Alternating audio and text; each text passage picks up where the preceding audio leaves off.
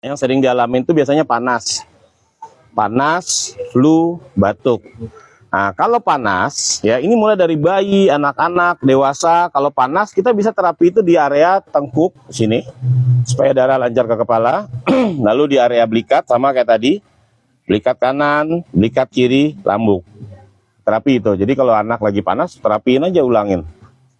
Nanti dengan diterapi gini kan sumbatan terurai, darah lancar. Dengan darah lancar kan daya tahan tubuhnya meningkat. Jadi yang berperang melawan virus itu tubuh dia sendiri, seperti itu. Imun dia sendiri.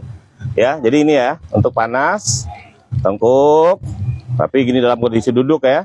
Kasih minyaknya nggak usah banyak-banyak, seujung jari, asal basah aja ininya. Soalnya kalau terlalu, kalau iya lari-lari dia malah, dia butuh kesat sebenarnya, cuman jangan terlalu kesat.